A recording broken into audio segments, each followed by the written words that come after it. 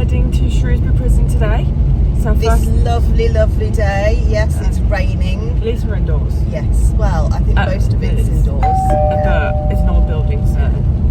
But yeah, you haven't seen us. Well, you haven't seen me since Hawaii, and you haven't seen Olivia since. I was going to say Fjords, Norway. Yeah. So here we are, back together again. Yeah. Well, we're always together, but first time you've seen us together.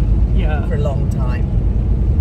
So yeah, we're on our way to Shrewsbury Prison. We've been wanting to do this for a while now. Yeah. But we've both got a Sunday off, and I was like, oh, let's go.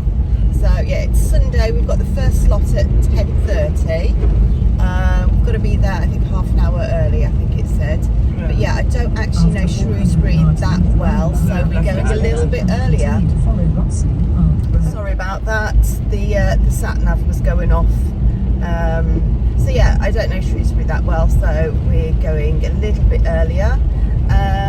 It's about 45 minutes away from Wolverhampton, so it's not too far. Yeah. So yeah, we'll see how it goes. I know a little bit of history about it. I just did some research this morning. Yeah? What did you research? It's 270 years old.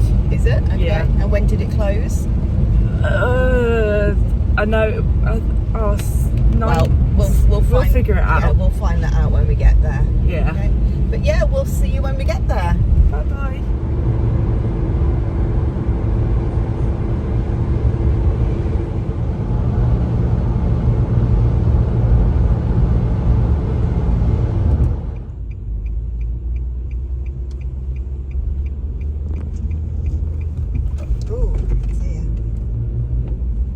You will arrive at your destination on the right after 150 yards.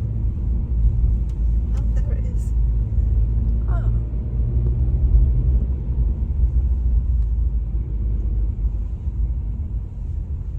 There's the car park.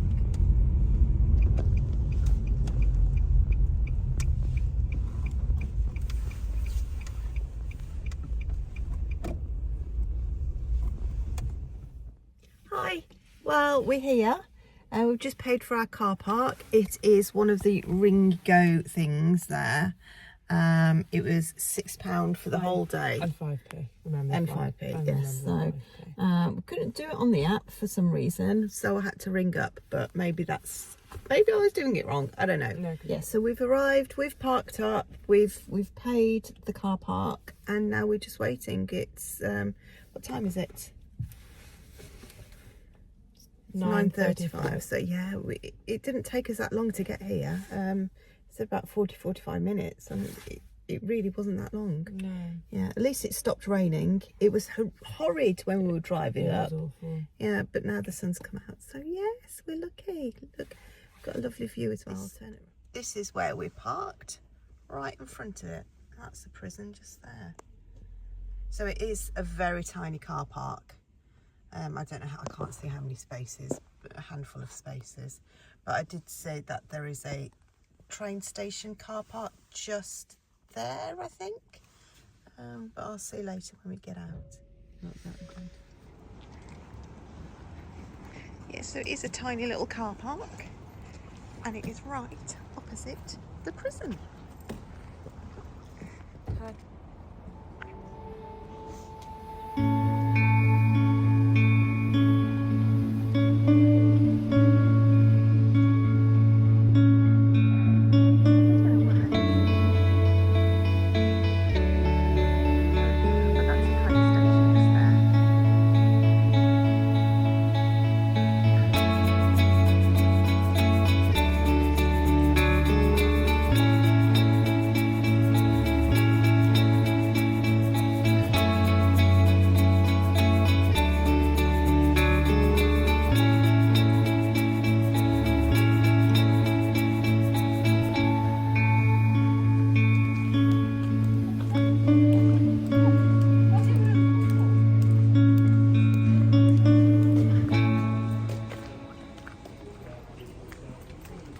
just checked in. We've got our lanyards.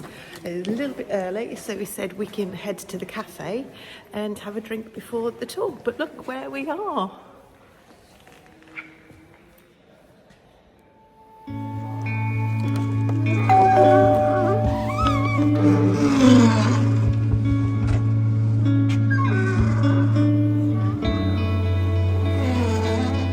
actually feel bad just walking around. It feels wrong.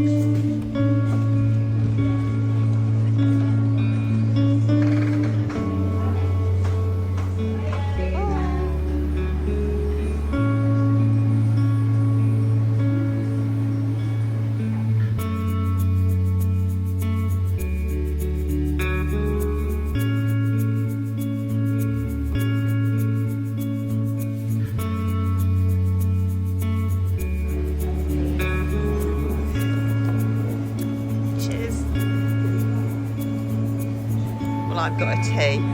Olivia's got chocolate.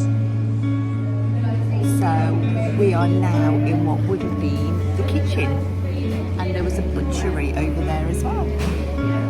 Just over there. So this was the kitchen.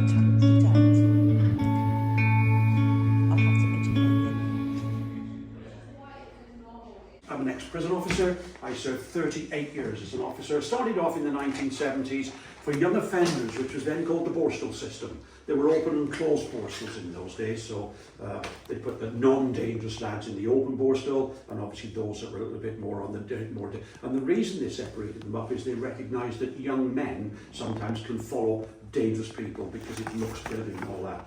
They stopped all that in the early 80s with one below high security, and it's no different to Liverpool, it's no different to Leeds and the London jails. It does exactly the same thing, it's just a smaller version of that thing. We only held on average about 370 prisoners. One of the advantages of small jails is that you get to know your prisoners really well.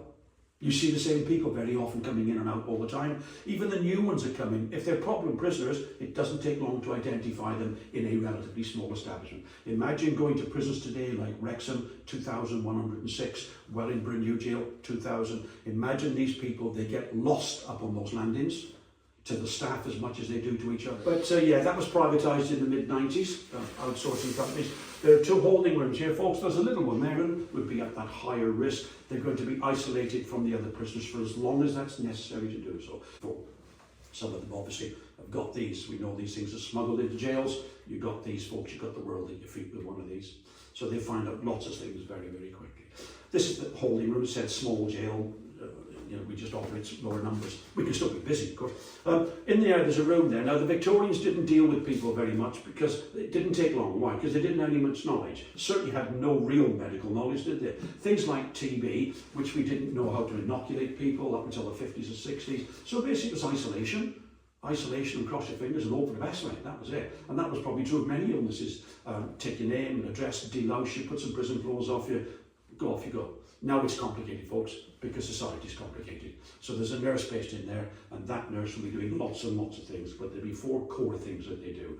General health, anything that needs to be dealt with now or as soon as possible, because many of these men may be coming in off the streets. Technically, it's partly undiagnosed with things, trying to find out stuff, because they'll see the doctor usually within 24 hours. And then you've got drug and alcohol addiction. That's going to be about the detox programs. Then you've got mental health, folks, higher than it's ever been, certainly in my history of the service, if not higher. Now, there are elements that is more mental health issues going on outside, but there's more of it coming into prisons. And it's hard. Lots of general things about their lives and sorting stuff out. But there'll be a thing called the cell sharing risk assessment. And that basically means we've got to be watching who that prisoner is, because we're going to put them in a cell with somebody else. 70% of our population makes life that little bit easier.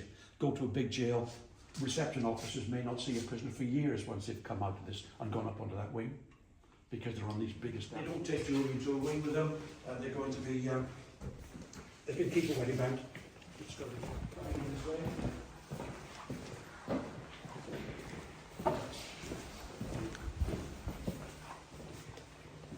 These first 4 cells are called part of the segregation unit, okay? Remember, in a small jail, there's only 4 cells. You don't get the same problems you do in big ones, so they are what they are. You can go to a big prison where they've got complete separate units of 15, 20 cells, and they'd be full permanently with the permanent staffing level. So, remember when I first came here, there were no toilets in cells. Now, when they built prisons like this, they were all single-cell accommodation, all across the country, every Victorian. These things didn't exist until about the mid-90s again. That's when our problem started, and we had to create these things. This is called the constant watch cell. Constant watch cell are where prisoners go if they've made serious attempts at their lives, or are going to, and we will watch them literally 24 hours a day. It'll all be done on overtime shifts. Usually riots happen in prisons and on wings, they don't happen in cells. And very often they would have done the damage long before you're not going to put a team in there if you have to, unless you have to. Normally you wouldn't put staff in there with the old comedy porridges. You had those kind of prisoners coming in. There wasn't a big drug problem in jail. There was drugs in jail, but it was all probably a bit of dope and nothing like it is today. So the tea boy would be a trusted prisoner. Wasn't involved with other prisoners. All the tea and coffee would be there. His job was to make tea and coffee necessary, one-to-one. They used to get prisoners that were quite educated, and they would encourage them and teach them to take them away and do the one-to-one. You've got, this is the railway track maintenance course. There are 4 somewhere around the country. Prisoners learn these skills, so they've got an opportunity of going to work for Network Rail. That's a good start for them. You've also got Timpsons. For 40 years, Timpsons have encouraged people to come in. They get out on day release, so they learn these skills before they go out of jail. Shoes, keys, watches, phones these days, lots of good skills. And that gets them into work. You've also got 5 restaurants in the country. They're doing more. One of them's up at Style. Oh yeah, there's one at Style. And they say you can get what they call really high restaurant quality food at reasonable prices. I've never used one, but they say they're very successful because they're proper skills. This isn't cooked by numbers. You're not cooking burgers here. You're doing proper quality food and all that. And they are good because they connect them to work outside when they leave. Now, my job as a Victorians are very clever people. They're also very cruel people, okay? Because they used to attach these to the bedroom around the corner, you can see, for the assistant. Checking the trapdoors are working, make sure the levers are working, putting 2 planks across there for the 2 escorting staff to stand on, getting these out of a box to be 2 or 3, choose.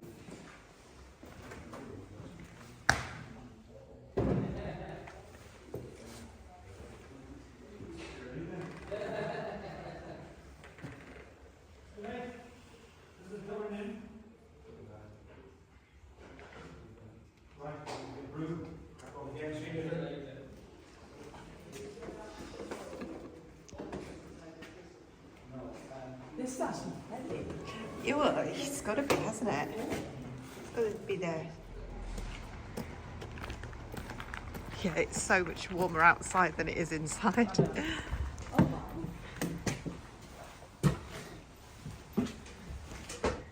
where the drivers sit.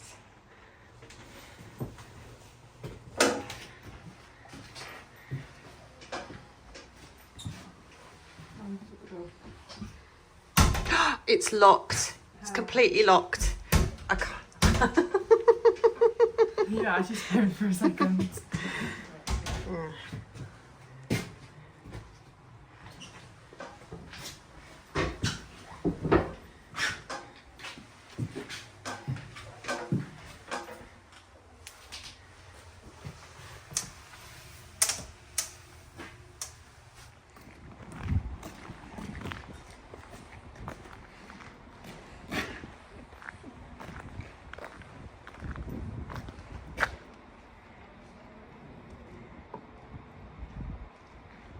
It's not on.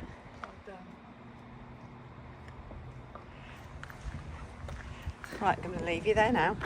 Go on then, Frank. You do it? No.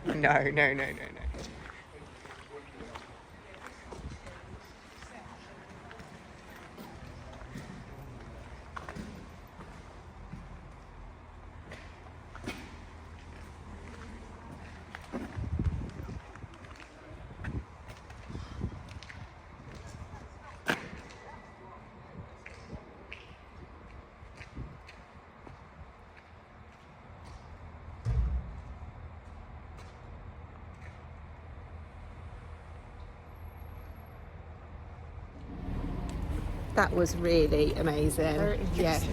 Our guide was brilliant, so knowledgeable. He told us so much history and information about the prison service that we didn't even think about. But yeah, time to go home now.